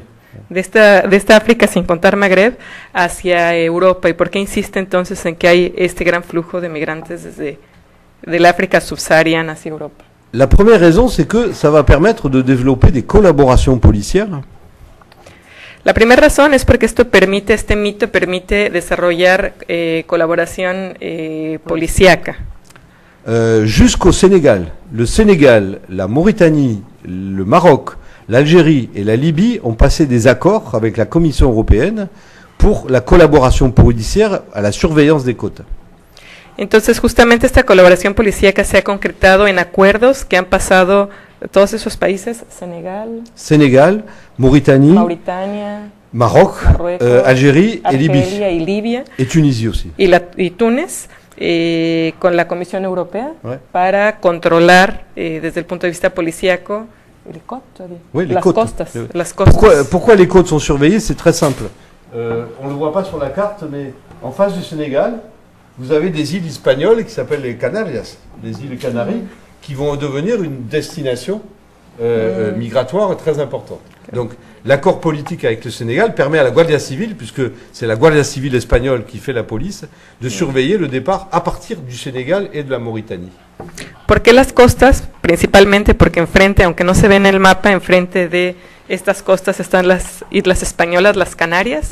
Entonces, justamente gracias a estos acuerdos, es la Guardia Española la que puede, la Guardia Civil Española la que puede ejercer este control de este espacio marítimo. La deuxième raison politique, elle est beaucoup plus subtile à analyser. Elle est à la fois liée à l'Europe et aux pays d'origine. C'est que la migration subsaharienne, je le dis de façon rapide pour pas fatiguer trop les traducteurs, mais la migration subsaharienne sert en quelque sorte de bouc émissaire pour éviter que les pays comme le Maroc, l'Algérie ou la Tunisie se posent la question de leur propre migration clandestine à destination de l'Europe. La segunda razón es más sutil y está alimentada tanto por Europa como por África. ¿Por qué? Porque la migración del sur del Sahara es un poco como el chivo expiatorio que permite concentrar toda la atención sobre este tipo de migración indocumentada y desviar la atención con respecto a la propia migración indocumentada originaria del Magreb. Donc ce qui est une réalité migratoire, c'est que les jeunes Algériens, les jeunes Marocains, les jeunes Tunisiens ont, eux, un projet migratoire sur l'Europe. Un sondage a été fait dans une série d'universités marocaines. 80% des jeunes Marocains interrogés, entre 18 et 25 ans, disent vouloir faire la suite de leur carrière professionnelle en Europe ou ailleurs dans le monde. Entonces, esto es lo que está ocultando en realidad es que sí hay un importante interés por parte de los jóvenes de Magreb para construir un proyecto migratorio en Europa. Menciona entonces que de una encuesta que se hizo en las universidades en Argelia, Marruecos y Túnez, Voilà. en donde se preguntaba a los jóvenes de 18 a 25 años sobre sus proyectos y el 80% de ellos, 80. 80%. Perdón, muchos. El 80% de los jóvenes de entre 18 y 25 años universitarios que fueron entrevistados en esos países decían que les interesaba migrar a Europa para continuar allá sus trayectorias profesionales. Donc, je conclus pas, mais enfin, en tout cas, je finis sur je boucle ce chapitre pour dire donc simplement que aujourd'hui, les politiques migratoires, quelles soient les politiques migratoires des pays de départ ou les politiques migratoires des pays d'arrivée, sont des politiques de sélection, de filtrage, de discrimination à l'intérieur de ce grand désir d'Europe, on va l'appeler comme ça, à l'intérieur de ce grand désir d'Europe, sont des politiques discriminatoires. Il y a notamment des accords politiques passés entre le Maroc, l'Algérie, la France, etc., pour envoyer des étudiants finir leurs études en Europe, mais ces politiques sont extrêmement sélectives. C'est en gros un petit millier d'étudiants par pays qui part chaque année finir ses études en France, en Espagne, en Italie, etc. Entonces, finalmente, para terminar aquí, las políticas migratorias, tanto de los países de origen como de los países europeos, son extremadamente selectivas y discriminatorias, y que están, digamos, jugando de manera discriminatoria con él dice, entre comillas, deseo de Europa. En particular menciona que los acuerdos que se han firmado permiten a cerca de 1 millón de estudiantes de estos países a ir a Europa a terminar sus estudios, pero que es... Mil par país. Un millar. Perdón. 1000 par pays.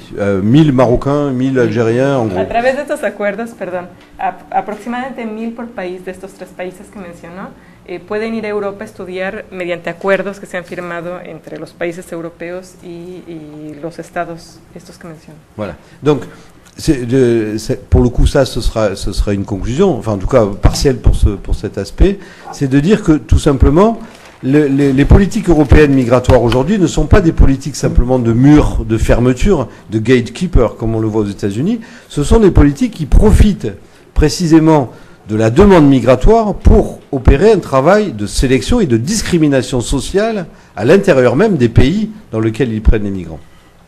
Entonces, por lo pronto, para terminar aquí, quiere insistir en que las políticas migratorias no son políticas de muro, no son políticas de cerrar, no son políticas de impedir el paso, no solamente, sino fundamentalmente de selección, son selectivas y de discriminación. Y esta discriminación entonces se imprime en la lógica de toda esta región, de la movilidad de toda esta región.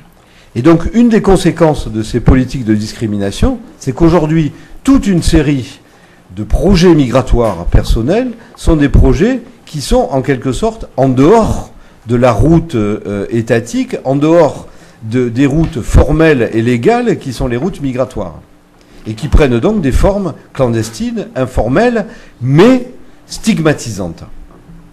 Entonces, una de las consecuencias de esta política de discriminación tiene que ver con que hay toda una serie de proyectos migratorios individuales, personales, que tienen que realizarse por fuera de estos caminos estatales y que van entonces a tener este carácter no solamente informal, sino también estigmatizado. Voilà.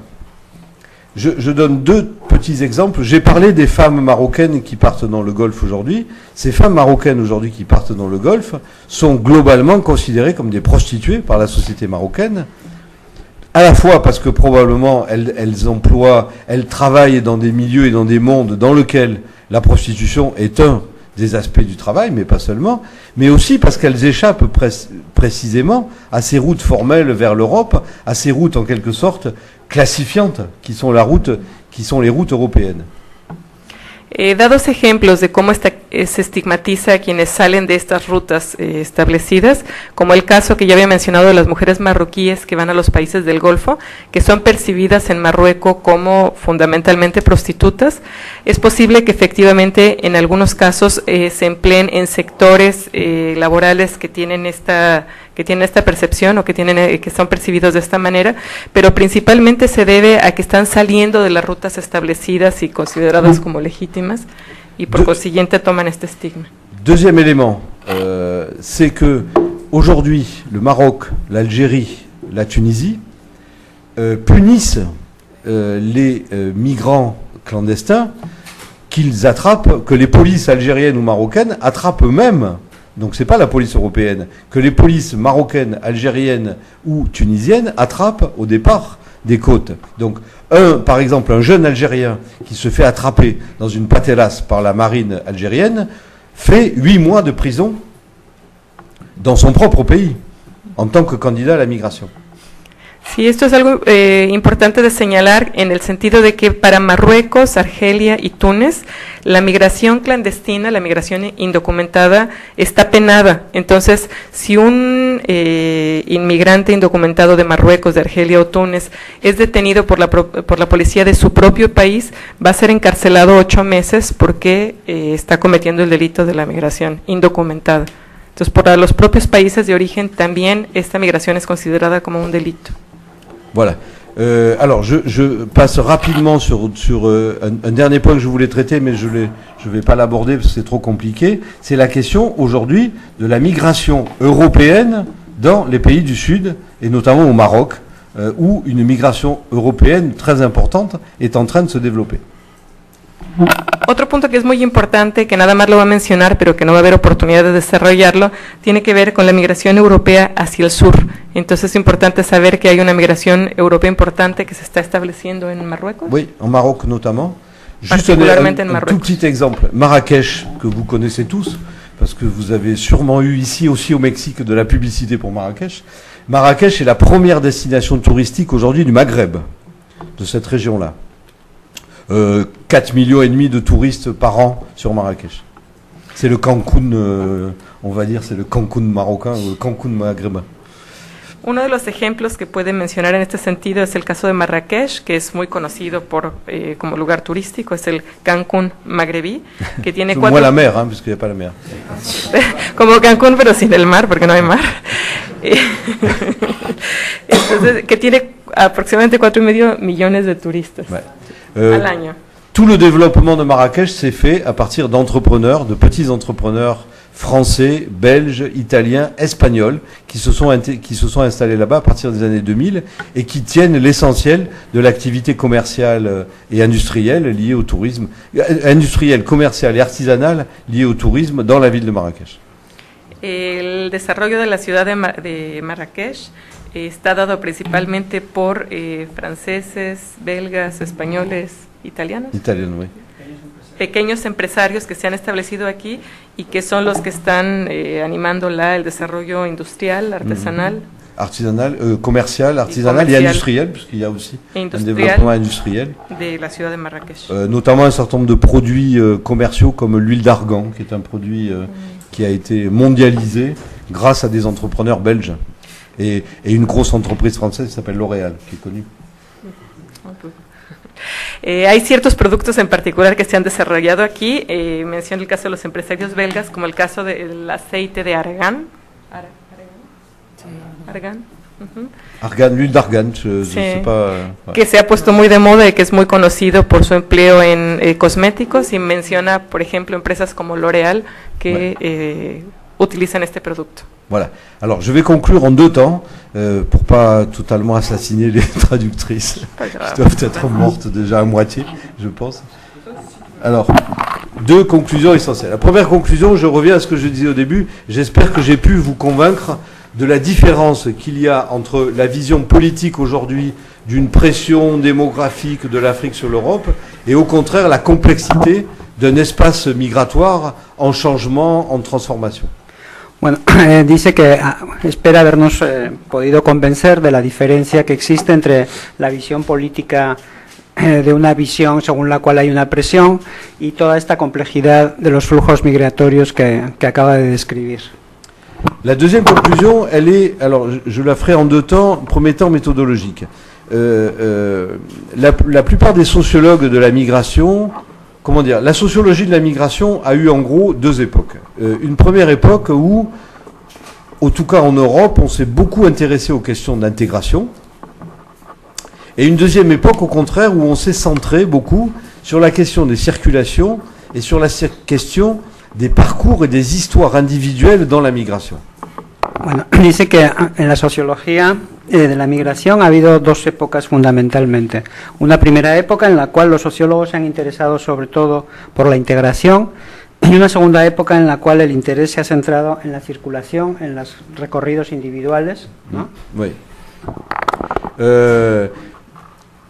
Ces 2 approches, je critique pas ces 2 approches, il y a eu des choses très intéressantes, mais on a perdu de vue ce qui était à l'origine la question fondamentale de la migration, qui était l'utilité économique de la migration à l'intérieur d'un certain nombre de secteurs. Je reviens encore une fois aux travaux de Pior, et on peut repenser aussi à d'autres travaux antérieurs. Donc on avait perdu de vue les mondes économiques, je dis bien les mondes, pas les modes, les mondes de production à l'intérieur desquels les migrants venaient s'insérer et venaient signaler un certain nombre de transformations de ces mondes de production.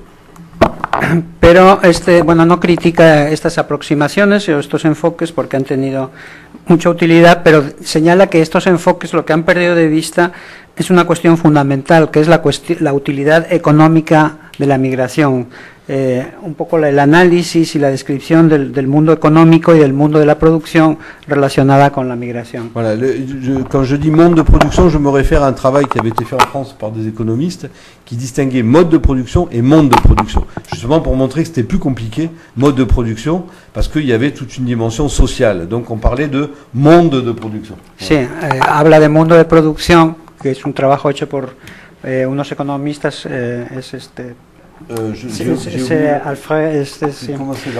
Storper y Salé.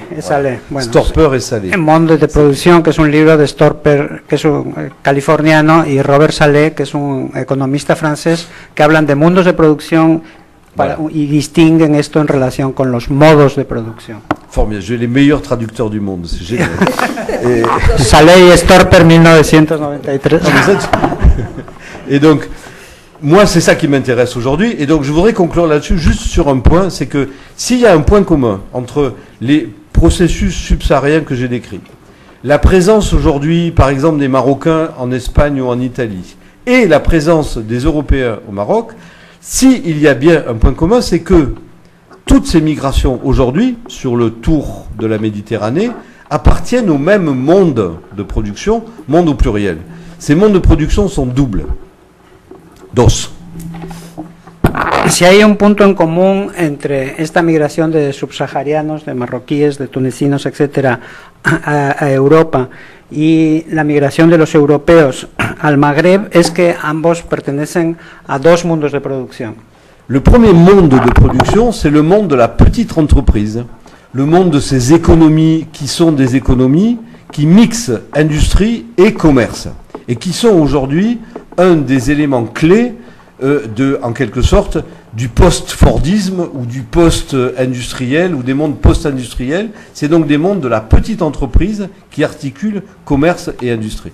Bueno, entonces el primer mundo de producción es el mundo de la pequeña empresa que articula industria y comercio, y que es un mundo post-fordista que articula ambas cuestiones. Voilà. Et le rôle économique des migrations dans ces mondes, il est très clair.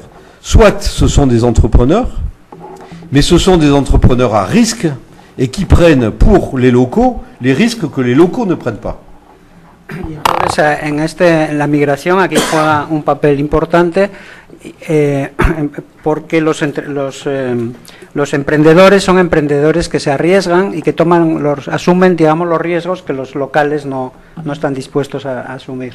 On pourrait là-dessus décrire les entreprises chinoises en France, décrire les entreprises ethniques, etc. On a toute une série comme ça d'entrepreneurs, j'ai parlé de la Mauritanie, qui sont des entrepreneurs à risque sur ces secteurs comerciaux industriels qui se développent dans ces régions. Por ejemplo, están las empresas chinas en Francia, que son un ejemplo de estos emprendedores de riesgo en el comercio y en los servicios. Tout le secteur du textile est totalement organisé sur ces entrepreneurs à risque et sur cette ethnicisation, on va dire, des entreprises textiles.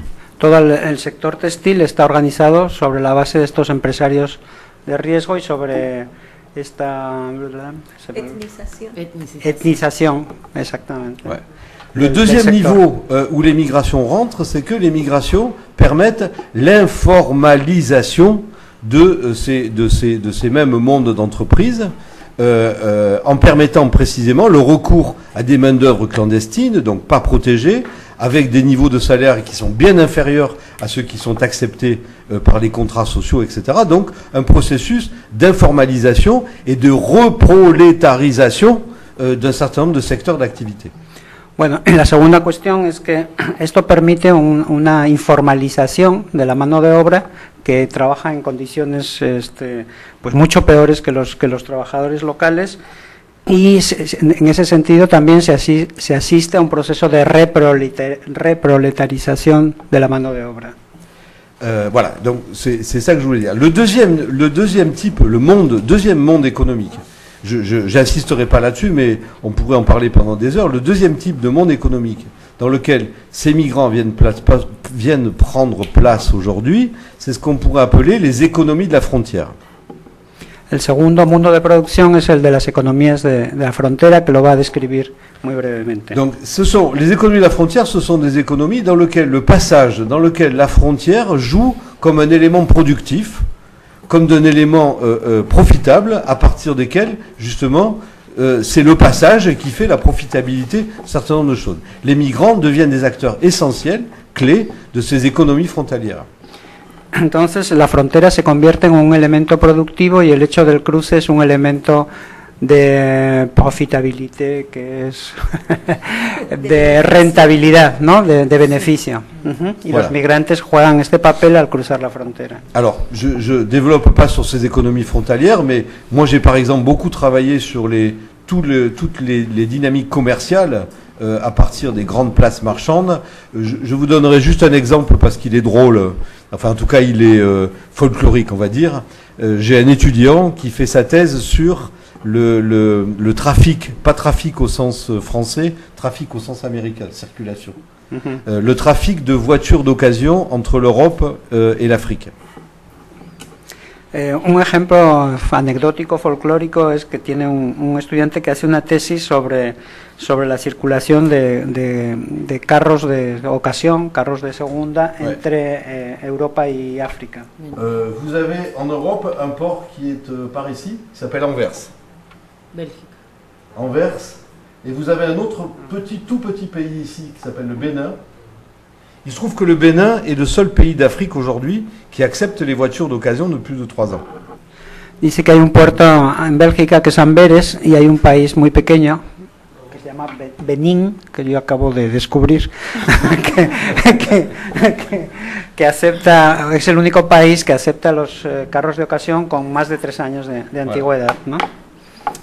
Donc, je vais pas développer la filière, encore une fois, je ne veux pas tuer les traducteurs tout de suite. En plus, ils sont bons, donc c'est bête de les tuer. Mais le port d'Anvers expédie 400 000 véhicules par an sur le seul port du Bénin, donc de Cotonou. Le port de Cotonou, le port du Bénin s'appelle Cotonou. 400 000 véhicules par an du port d'Anvers. Cada año desde Amberes llegan a Benín, al puerto de Cotonú, 400.000 autos de los que acabo de mencionar. Voilà. Le port de Baltimore expédie lui aussi à peu près entre 4 et 500 000 véhicules par an vers le Bénin. El puerto de Baltimore, asimismo, la misma cantidad, 400.000 Et automóviles. le port de Hambourg, donc un port allemand qui est par ici. Hamburgo también. Et le port de Nantes, qui est aussi ici en France. Y en Nantes. Donc voyez, il y a en gros entre 2 millions et 2,5 millions de véhicules occidentaux, on va dire, qui arrivent chaque année sur le port de Cotonou au Bénin. Hay cada año entre 2 millones y 2,5 millones de automóviles que llegan al puerto de Cotonú, estos automóviles de ocasión. Pour moi, ça c'est l'exemple type des économies frontalières, puisqu'il s'agit bien de faire passer une marchandise au travers d'un certain nombre de frontières, de l'Europe à l'Afrique. Ensuite, une fois qu'elles arrivent à Cotonou, il faut que les Africains viennent les chercher. Donc tout le Nigeria, par exemple, tout le Mali vient s'approvisionner à Cotonou, chercher les voitures. Donc on a là des marchés frontaliers qui s'organisent. Para él este es un ejemplo muy bueno de las economías fronterizas, de los mercados fronterizos, puesto que a Benín llegan una serie de compradores de distintos países de África. Les commerçants sont marocains et libanais en Belgique, donc autour du port d'Anvers. Los comerciantes son marroquíes y libaneses, los que están en el puerto de Amberes. Ils sont libanais aussi à Baltimore. También libaneses en Baltimore. Ils sont libanais à Cotonou aussi. También en Cotonou son libaneses. Voilà, ils sont nigérians à Cotonou. Nigerianos en Cotonou. Et le pays, le Bénin, est en fait, les Africains qui ont souvent beaucoup d'humour appellent ce pays un pays garage aujourd'hui. Y los africanos que tienen humor le llaman un país garage. Voilà, puisque la quasi-totalité du pays n'est plus qu'un gigantesque garage où toute l'Afrique vient acheter ses voitures, donc avec des commerçants qui sont eux aussi étrangers, nigériens, etc. Voilà. Ce que je décris là très rapidement, c'est ce que j'appelle une économie frontalière, mais on est en train de travailler avec Efrain Sandoval au CIESAS sur l'industrie de la fripe new-yorkaise, pour lequel on pourrait faire exactement le même type de construction d'une économie frontalière qui part de New York, qui arrive à McAllen et qui de McAllen repart en PACAS sur la sur tout le front de tout le nord du Mexique, etc. Donc on a aujourd'hui des économies frontalières qui se développent, et ces économies frontalières sont principalement organisées par des entrepreneurs migrants. Voilà. Bueno, este que acaba de dar es un ejemplo, pero hay un ejemplo que está empezando a estudiar junto con un compañero del CIESAS, Efrain Sandoval, que es la industria de ¿qué? De la fripe. La fripe, de la ropa de segunda. La ropa de segunda, que va desde Nueva York, pasa por McAllen y llega hasta el norte de México, ¿no? La ropa usada, ça je suis fier, c'est un mot espagnol. En plus de gracias, je sais dire ropa usada. Dos. Voilà. Donc, encore une fois, j'insiste sur cette idée de monde de production pour dire aujourd'hui que l'essentiel des migrations, et c'est là où il y a transnationalisme, l'essentiel des migrations occupe très principalement ces deux mondes de production qui sont d'un côté donc petite entreprise, commerce et industrie, et deuxièmement ce monde de production que sont les économies frontalières et dont je pense aujourd'hui qu'on assiste à un grand développement de ces activités. Voilà, je finis. Bueno, en síntesis están estos dos mundos de producción alrededor de la migración, el mundo de la pequeña empresa que mencionó anteriormente y este mundo de las economías fronterizas, y con esto concluye su conferencia. Gracias.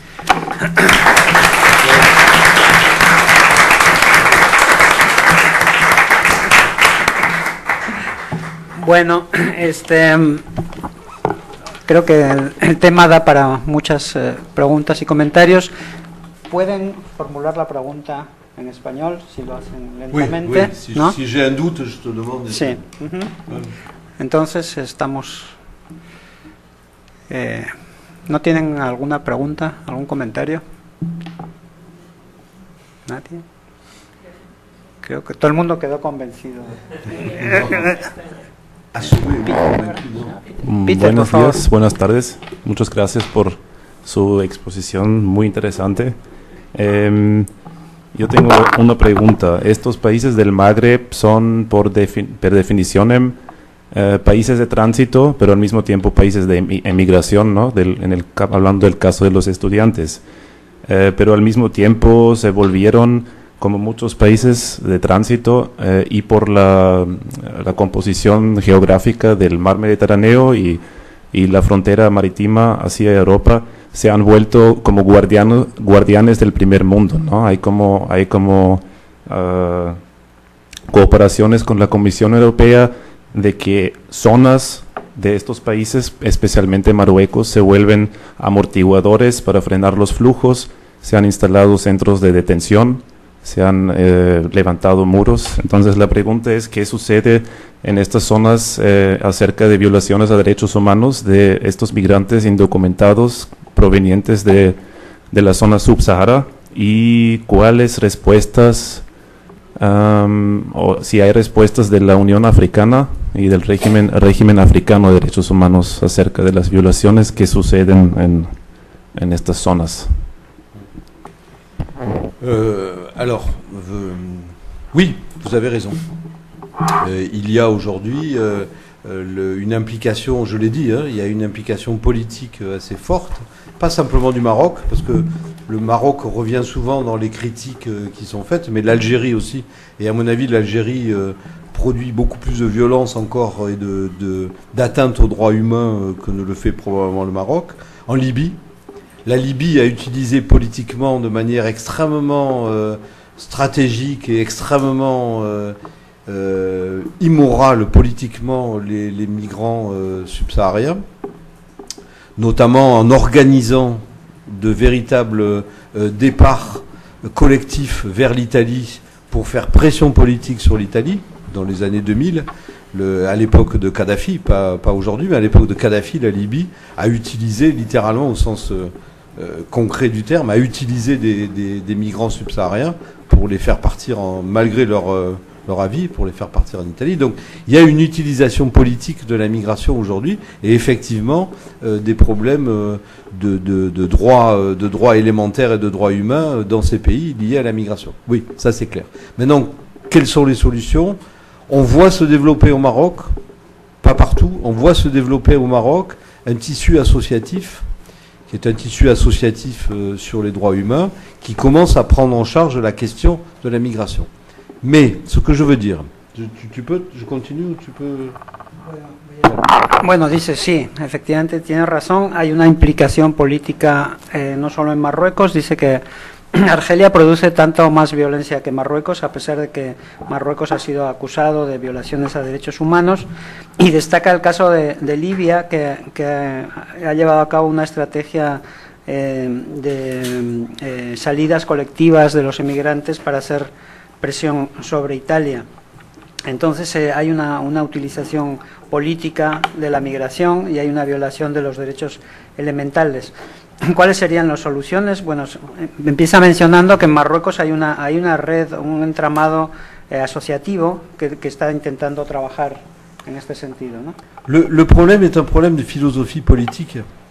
dans la mesure où ces pays, comme le Maroc, l'Algérie, la Tunisie, encore plus la Mauritanie, vous savez qu'en Mauritanie, il reste des esclaves. La Mauritanie est le seul pays d'Afrique qui n'a pas aboli l'esclavage, et il reste des esclaves en Mauritanie.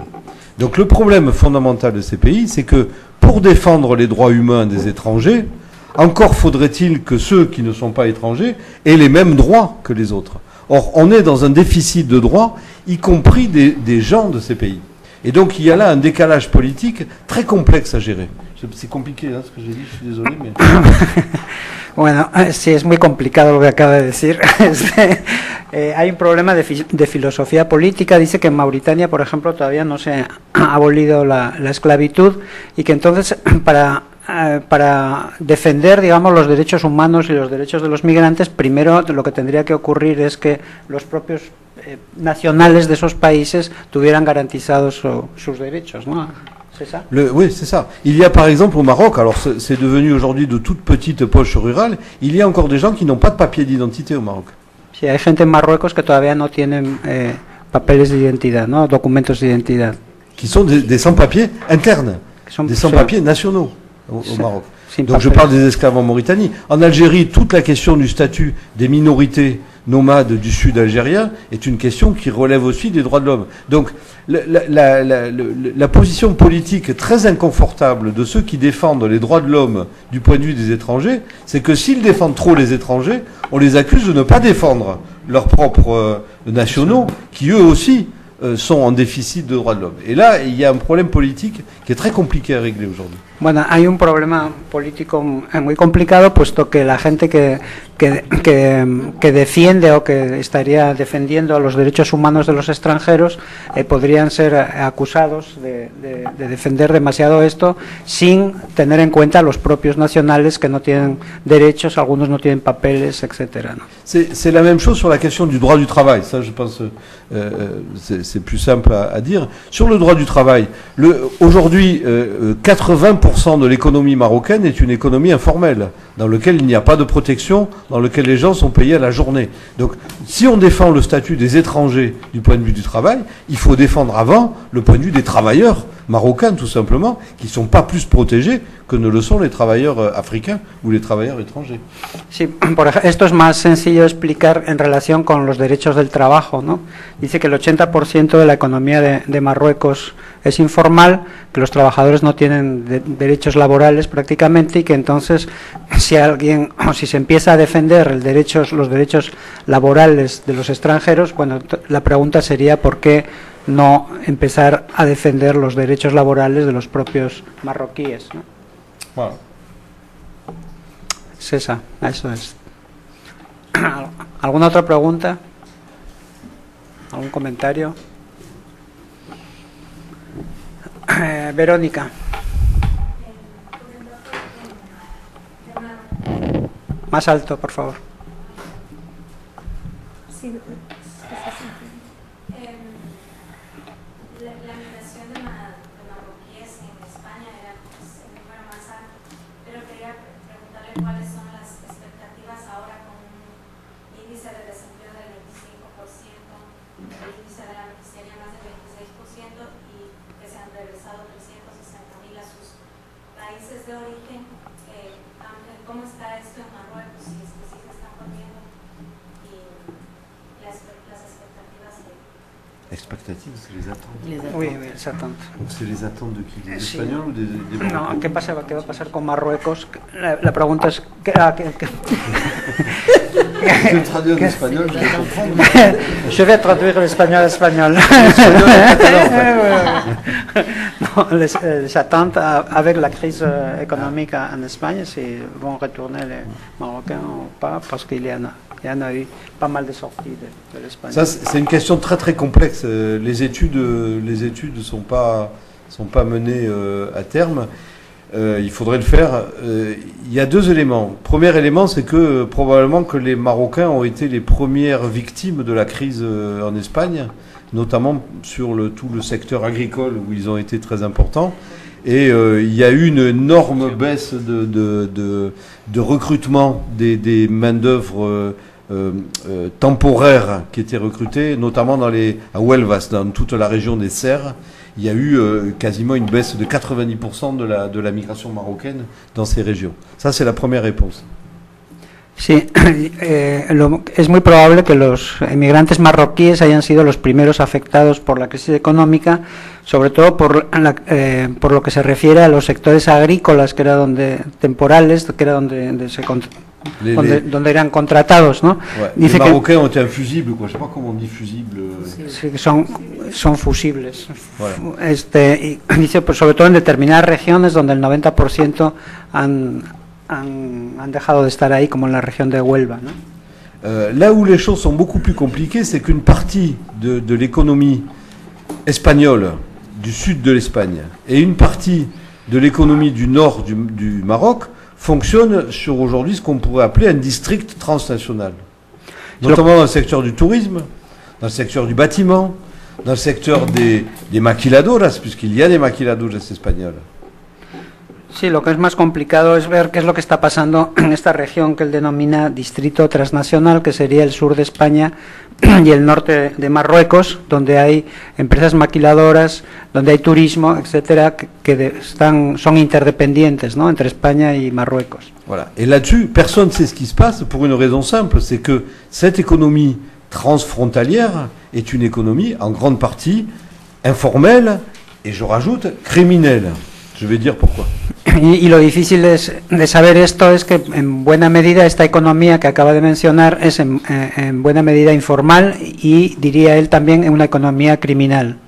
Pour une raison simple, la région du nord du Maroc, qui est ici, qui s'appelle le Rif, produit 90% du cannabis consommé en Europe. No lo puedo decir, no.